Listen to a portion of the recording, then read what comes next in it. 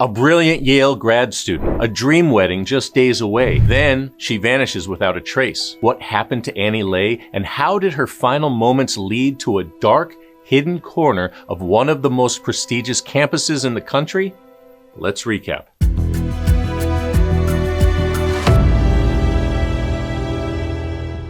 In a life filled with big moments, Annie Lay is just days away from the most romantic one of her life, her wedding. The 24-year-old Yale grad student is smart, ambitious, and totally in love with her fiancé, Jonathan Wadowski. But before she walks down the aisle, she's focused on her research at Yale's Sterling Hall of Medicine. She's earning her doctorate working on pharmacology that could save or improve countless lives. September 8th, 2009 starts like any other Tuesday. Annie leaves her apartment, hops on the Yale Transit shuttle, and heads to work. She walks into the high-security research facility where she spends most of her days. Security cameras catch her entering at 10 a.m. But here's where things get chilling. There's no footage of her ever leaving. Annie shares an apartment in New Haven with 5 housemates. As the day wears on, one roommate, who's also one of her bridesmaids, starts to worry. Annie is incredibly responsible. She wouldn't just disappear, especially with her wedding just 5 days away. She has a dress fitting, last-minute wedding details to handle, and a fiancé waiting for her. Then comes the biggest red flag. Jonathan hasn't heard from her all day. That's not like Annie. She always checks in with him. When his calls go unanswered, panic sets in. By 9 p.m., her roommate calls the police. Something terrible has happened. When a young woman goes missing, especially just days before her wedding, police always start with those closest to her. And in Annie Lay's case, that meant looking at her fiancé. But right away, Jonathan is ruled out. He is a Columbia University graduate student studying applied physics and mathematics, and at the time of Annie's disappearance, he's in New York working as a researcher at Columbia. He has a rock-solid alibi, and there's no way he could have been involved. Jonathan and Annie have been planning a beautiful wedding in Syosset, New York, set for September 13th, 2009, just 5 days away. He's supposed to be picking out a tux, finalizing details, and getting ready for the happiest day of his life. Instead, he's desperately waiting for news about his missing fiancée. Growing up in San Jose, California, Annie was part of a large, tight-knit Vietnamese-American family that pushed her to dream big. And she did. In high school, she didn't just excel, she dominated. Named valedictorian of her graduating class, her classmates voted her most likely to be the next Einstein. And they weren't wrong. She earned a staggering $160,000 in scholarships and took her big brain to the University of Rochester in upstate New York, where she studied cell developmental biology. But it wasn't just a place for academic success. It's where she found love. At Rochester, she met Jonathan Wadowski, the man she planned to spend forever with. A love story was just beginning, but tragically, it would never reach its happy ending. With Jonathan off the suspect list, investigators turned their attention to other possibilities. Did Annie leave on her own? Is she having second thoughts about the wedding? Unlikely. She left behind her purse, phone, credit cards, and cash. Everything she would have taken if she planned to disappear. Then another theory emerges. Could someone at Yale be responsible? Annie works in a high-security research lab, and the only people allowed inside must have special access. That means whoever did this was already inside the building. One name quickly starts to stand out. Raymond Clark III. Raymond isn't a professor or scientist. He's a 24-year-old lab technician. His job is to clean cages and monitor the lab animals, making sure researchers follow proper protocols. On paper, he seems harmless, but coworkers describe him differently. He's overly controlling. He bosses around Yale's top researchers like he owns the place. He's aggressive with women. Some female colleagues say he's intimidating, especially about lab rules. And he's obsessed with order. If something isn't cleaned exactly how he wants, he loses his temper. He's even sent Annie a nasty email before, calling her out for not cleaning her mice cages to his standards. Then, investigators noticed something else. Raymond's keycard activity on the day Annie vanished. Yale's security system logs every keycard swipe in and out of rooms. When detectives poll the data, Raymond's movements raise red flags. His keycard unlocked multiple rooms Annie was in that morning, almost like he was following her. After 10 a.m., when Annie disappeared, he swiped into a basement lab known as Room G13. An hour later, he swiped in again like he was going back to check on something. That's not normal behavior. Then comes another piece of chilling evidence. Raymond sent a text to his fiancée later that day. "I had a bad day at work. I'll tell you about it later." So, who is Raymond Clark? Well, he grew up in Branford, Connecticut, a quiet suburb just outside New Haven. After high school, he landed a job at Yale working behind the scenes in its research facilities.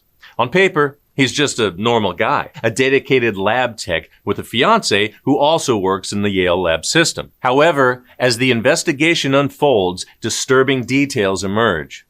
2 days after Annie Lay is reported missing, but before her body is discovered, police notice Raymond scrubbing floors and cleaning various areas within the lab, behavior that raises eyebrows. Then, on September 12th, they find a critical clue: bloody clothing hidden above a ceiling tile in the high-security lab building.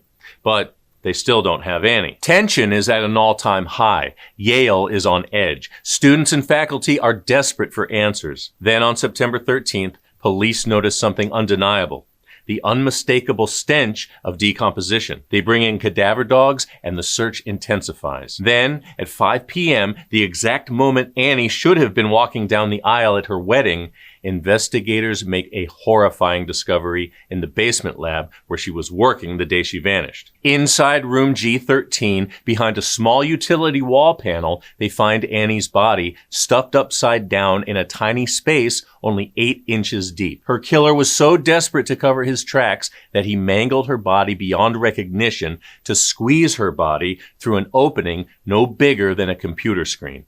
She's been strangled to death, and her torn clothes and other evidence suggests attempted sexual assault. The lab wasn't just her workplace, it became her tomb. Then they find something unexpected. There's a pen under her body. At first glance, it's just an ordinary pen, but with a closer look, they realize this one belongs to Raymond Clark. He used it to sign into work the morning Annie disappeared. The ink on the pen matches what was used in the lab's logbooks that day. Even worse, his DNA is on the pen cap. This means Raymond was in the exact location where Annie's body was found, and he left something of his behind. Between the keycard data and the forgotten pen, he left police a trail of clues leading straight to him. But the most undeniable evidence?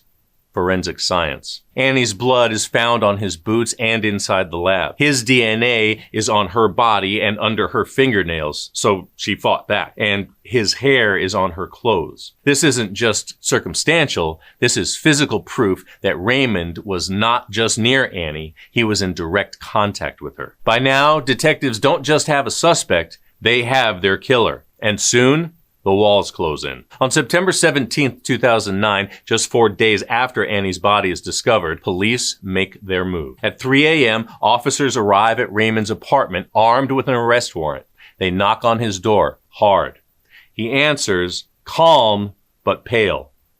He knows why they're there. With his fiancée watching in shock, Raymond is led away in handcuffs. Despite the overwhelming evidence, he refuses to talk. No confession, no explanation, just a stone-faced silence. His defense team tries to delay the trial, but with his DNA on Annie, her blood on his boots, and surveillance proving he followed her that morning, there's no way out. Rather than face a full trial and the possibility of life without parole, Raymond takes a plea deal. In 2011, he pleads guilty to murder and attempted sexual assault. His punishment? 44 years in prison. He'll be 68 years old when he gets out. In court, he finally speaks, but only to apologize. "I am sorry for taking Annie's life. I have no excuse. I am sorry for the pain I have caused her family, my family, and my fiancé." But for Annie's family, his words mean nothing. Her mother looks him in the eye and tells the court, "Annie was the love of our lives. She was smart, beautiful, and kind. And now, she's gone." Today, the former lab technician is the one in the cage, serving time for stealing a brilliant young woman's future. Annie Lay had her whole life ahead of her. A dream wedding, a promising career, a future filled with love and success. But in one brutal, senseless act, it was all taken away. The Yale community still remembers her, and in her honor, the Annie Lay Memorial Fellowship was created to support students in biomedical research, the work she never got to finish. Annie's story is a tragic reminder that even in the most secure places, danger is just around the corner. What do you think Raymond Clark's true motive was? Was it premeditated, or did something set him off that day? If you like getting all the crime in half the time, take a second to give this a like, and remember to subscribe so you never miss a recap. I'm Chris. Amy and I are here 3 times a week with new stories. Until next time, stay safe out there.